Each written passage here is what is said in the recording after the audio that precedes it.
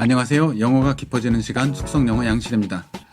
오늘도 독해를 해볼 건데요. 오늘은 문장을 전반적으로 독해하는데 큰 문제가 없다, 수월하게 번역이 된다 라고 생각하시는 문장도 많은 경우에 제가 보면 두루뭉술하게 대충 이런 뜻 아니야 라고 번역들을 하세요.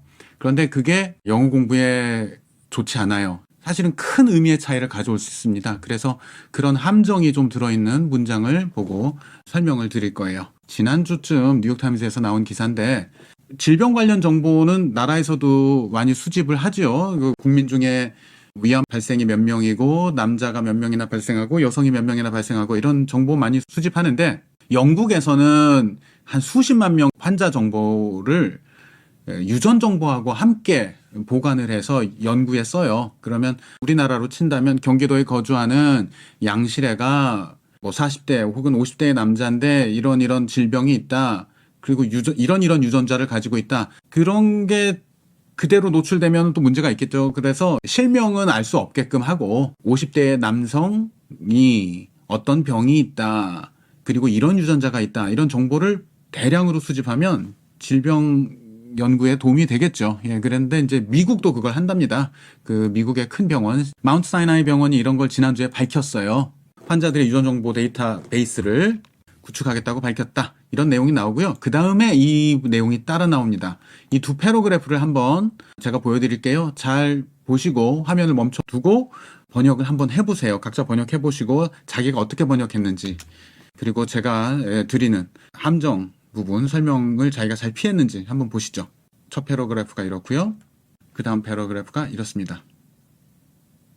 독해해 보셨나요? 함께 해보죠. The goal is to search for treatments for illnesses ranging from schizophrenia to kidney disease. 자, 이번에 데이터베이스를 구축하는 목표가 무엇이냐? 목표는 트리트먼트를 찾는 것인데, 가사명사로 썼죠? 가사명사로 썼다면은 치료법이죠. 또는 이제 약이죠. 이런 걸 찾는 거예요.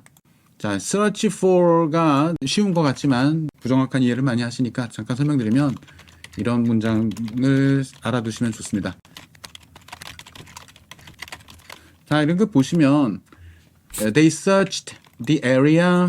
search의 목적어는 뭐가 있어요. 이게 목적어가 나올 때도 있고 안 나올 때도 있는데 그 지역을 찾았다, 그 지역을 수색했다, 생존자가 있는지, 생존자를 찾으려고 그 지역을 수색한 거죠.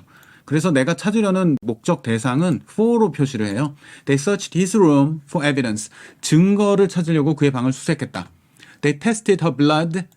그녀의 혈액을 검사했어요. For HIV. HIV가 있는지.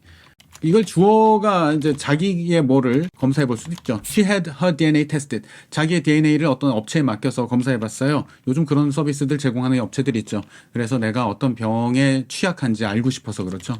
암의 발병률을 높여줄 수 있는 그런 뮤테이션이 혹시 있는지 DNA 검사를 받았다. 이런 말 할 때 다 for를 쓰는 거죠. 자, 이걸 응용도가 높으니까 이 표현 잘 알아두시고요. 뭐 테스트가 나올 수도 있고요. 이런 동사는 다 보죠. 목표는 이게 목표입니다. To search for treatments. 뭐에 대한 트리트먼트입니까? 이런 다양한 질병들에 대한 트리트먼트를 찾는 것입니다. But the effort, 제가 여기 노랗게 표시했는데요. The effort to gather genetic information for many patients. 자, 많은 환자들, 한 수십만 명 모을 건데요. 수십만 명 환자의 유전 정보를 수집하는 노력은 아마 많은 경우에 직역을 그냥 하실 것 같아요. 수십만 명의 많은 환자의 유전 정보를 수집하는 노력은 이렇게 해서 수집을 하는데 이건 잠깐 빼고 봅시다. Could also raise privacy concerns. privacy 관련 우려를 제기할 수도 있다. 이렇게 두리뭉실하게 번역을 하셨을 것 같아요. 예. 아마 이렇게들 번역을 많이 하셨을 것 같아요. 그냥 effort 그대로 말 번역해서. 그러나 이렇게 번역을 많이 하실 것 같아요. 그런데 이렇게 번역을 하고 나면 어떤 게 느껴지시나요? 많은 환자의 유전 정보를 수집하는 노력은 그냥 이렇게 해버리면요, 일반적인 이야기 같아요. 이런 데이터베이스를 수집하면 뭐 한국에서 하든 캐나다에서 하든 미국에서 하든 어디서 하든, 그런데 이렇게 해석하시면 사실은 안 돼요. 여기서 만약에 그렇게 했다면 이런 식의 문장을 써야 돼요. 일반적인 이야기를 한다면 환자가 an effort to 하는 거는 이럴 수가 있습니다. 이렇게 하시든지 이걸 복수로 쓰시든지. 이렇게 해야 이런 시도를 하면 이거요. 이건 이런 시도를 하면 뭐 할 수 있다. 근데 이런 시도를 할 수도 있다, 안 할 수도 있다라고 아직 그 불확실한 상황인가요? 현재 논의 중인가요? 논의 중이면 이런 말 할 수 있어요. 현재 논의 중이면 그런데 이런 걸 한다면 이럴 수 있다. 아니면 이렇게 쓰면 이런 노력들은 이런 시도들은 뭐 할 수 있다. 그런데 우리가 보는 글은 이렇게 더라고 했거든요. 그러면 그냥 노력이 아니라 이번에 앞에 언급된 이거죠. 이런 느낌이 돼요. 그러니까 이번 이 프로젝트가 이해되시나요? 이 관사를 빼놓고 해석을 하시는 거예요. 그러니까 수집하는 아까처럼 말간하게 노력은 이러면 일반적인 이야기가 된단 말이에요. 그러니까 관사 주의하시고요.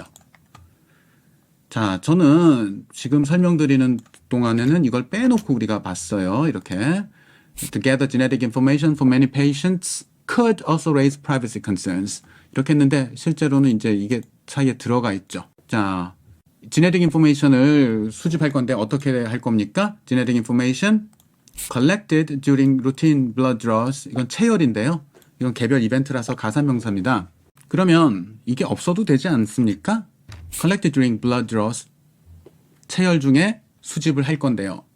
되죠? 그런데 뉴욕타임즈 같이 좀 글을 잘 쓰는 사람들, 훈련이 잘 된 사람들이 글을 쓸 때는 한 단어 한 단어가 허투루 쓰이는 단어들이 없어요. 이 사람들이 필요해서 넣거든요, 단어를.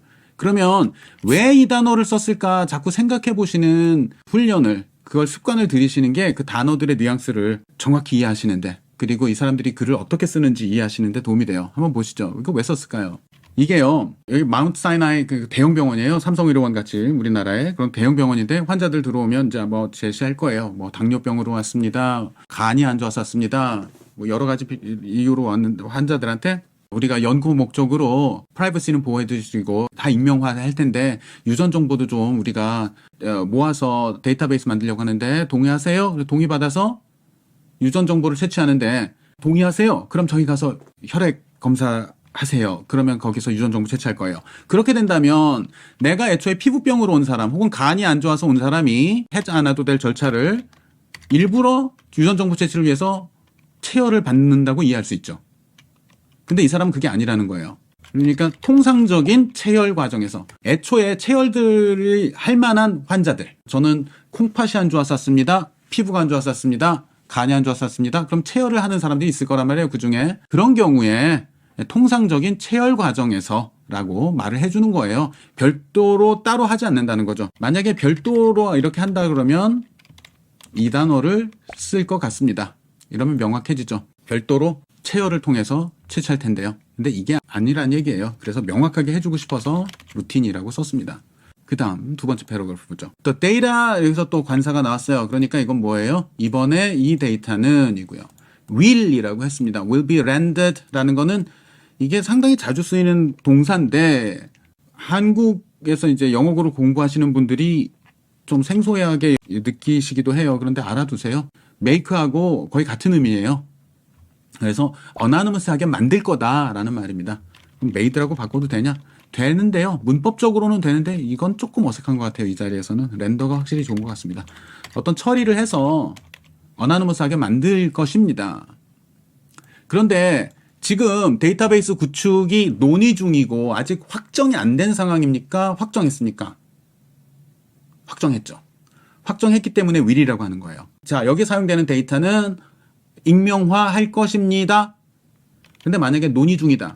그러면 아직 이걸 할지 안 할지도 모르잖아요. 그러면 would를 쓰죠. 한다고 하는데 이게 확정된다면 이런 의미로 말하면 would라고 해요. would be rendered anonymous. 그런데 이제 확정됐기 때문에 will이고요. And Mount Sinai, 자, 병원 측은 said, 과거 시제가 갑자기 덜컥 나오면 사실은 주의를 하셔야 돼요. 우리는 사실은 앞에 생략한 도입 부분이 있었거든요. 그걸 제가 잘랐는데, 뭐, 지난주에 뭐라고 발표했다, 이 얘기가 나왔다고요. 그렇기 때문에 그 시점 얘기입니다. 그래서 과거 시제가 나온 거예요. said, 뭐라고 했다. It had no intention of sharing it with anyone other than researchers. 연구자들 외에는 그들과만, 그러니까 연구자들과만 공유할 것이다. 그 외에는 공유하지 않을 것이다. 라고 발표했습니다. 데이터를 뭘로 받았나요? 댐이라고 했나요? it라고 받았죠. 자, 이런 컴퓨터화된 데이터베이스 내에 저장된 정보, 이런 것들은 보통 단수로 받습니다. 불가산입니다. 그런데 우리가 여론조사를 하면 이 지역에 거주하는 누구는 몇 퍼센트가 어떻다, 몇 퍼센트가 어떻더라 이런 수치들 있잖아요. 이렇게 생각할 때는 데이터를 복수로도 받아요. 데이라고 받기도 해요. 여기서는 컴퓨터에 저장된 디지털화된 정보를 생각하기 때문에 이트라고 불가산으로 받았습니다. 첫 문장이 뭐였습니까? 자, 이거 발표할 때 이 주관하는 마운트 사이나이 측은 연구자들에게만 이 정보를 제공하겠다 라고 했습니다. But 하지만 Consumer database is full of genetic information. 유전 정보를 많이 담고 있는 이죠. 가득 찼다고 그렇게 생각하지 마시고 소비자 데이터베이스나 계보학 혹은 족보 데이터베이스는 조금 설명이 필요할 것 같은데 그러니까 어떤 약을 처방받는 소비자들이라든지 아니면 보청기를 쓰는 소비자들이라든지 거동이 불편해서 휠체어를 사용하는 소비자들이라든지 이런 사람들 그 업체들이 데이터베이스를 가지고 있을 거 아니에요. 그런데 그 데이터베이스에는 사실 유전 정보들도 들어가게 되거든요. 유전 정보가 많이 들어간 이런 소비자 데이터베이스나 혹은 유럽이나 미국에서 이런 게 많이 있다고 하는데 자기의 조상이 어떻게 미국에 건너왔고 뭐 3대 할아버지가 아일랜드에서 건너와서 이렇게 됐어 이런 계보를 알려주는 그런 사이트들이 있어요. 자기 관련 신상 정보를 넣으면 당신은 누구의 자손이다. 5대 할아버지는 누구다. 이런 걸 알 수 있는 그런 웹사이트가 있는데 물론 자기들은 말하겠죠. 우리 그 개인정보 철저히 보호합니다라고 하는데 그게 그렇지가 않았나 봐요. 이런 데이터베이스들이 such as ancestry.com 혹은 getmatch라는 이런 데이터베이스들이 have been used by detectives. 경찰이 이거를 사용했다라고 하면 the police라고 했을 겁니다. 근데 detectives라고 했으니까 사립탐정이라고 이해하시는 게 좋고요. 그럴 가능성이 높고요. Searching for genetic clues. 유전 정보를 찾는 어떤 실마리입니까? 단서 that might help them solve old crimes. 미해결 문제들이죠. 예전에 미해결 문제들을 해결하는데 도움이 될 수도 있을 유전적 단서를 찾는 사립탐정들이 자 이게 문제인데요. 현재 완료가 나오면 두리뭉실 또 이걸 많이들 하세요. 그동안 사용해왔다 이렇게 생각하실 수 있는데 그동안 사용해왔다 이건 지속이죠. 지속의 의미를 쓰면요. 보통 for하고 기간을 나타내는 말이 따라붙어요. 그래서 I have lived in Seoul for 10 years 라든지 아니면 지난 10년 동안 특정을 하기도 하죠. 지난 10년 동안은 서울에서 살았습니다. 이렇게 특정을 할 때도 있고 어쨌든 이런 어떤 기간을 나타내주는 말이 나와야 지속의 의미가 돼요. 여기서처럼 썼으면 이건 지속의 의미가 아니라 과거에 그런 사례가 있었다예요. 현재 완료 용법 중에 그런 용법이 있잖아요. 예. Have you been to New York? 뭐 가본 적이 있습니까? 뭐 북극 지방에 가본 적이 있으세요? 뭐 이런 식의 말할 때 have you가 나오잖아요. Have you met? 그를 전에 만나신 적 있나요? I have met him twice before. 2번 만난 적 있어요. 이런 때 이런 현재 완료는 경험이에요. 아, 이건 경험이라고 아마 문법책에서 배운 거는 기억을 하실 텐데 그럼 이걸 경험으로 생각을 잘 안 하는 이유가 이런 유전 정보가 많이 들어간 데이터베이스들이 한 경험이 있다라고는 이해를 잘 안 하시니까. 근데 이런 건 경험으로 이해가 되잖아요. 뉴욕 가본 적 있니? 북극 가본 적 있니? 그 사람 만난 적 있니? 오바마 만난 적 있니? 그런데 이것도 의미상은 경험의 의미인 거예요. 그런 적이 있다, 과거에. 그러니까 현재 완료 나올 때도 두리뭉실하게 그냥 넘어가지 마시고 정확히 이게 어떤 의미로 쓰였는지 구별하시는 습관을 들이셔야 됩니다. 그래야 여러분이 나중에 영어를 쓰실 때 정확하게 쓰실 수 있어요. 읽을 때 정확하게 읽어야.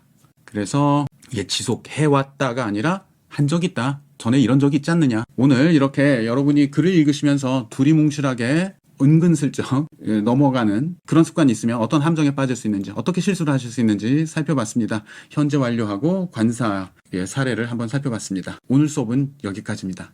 감사합니다.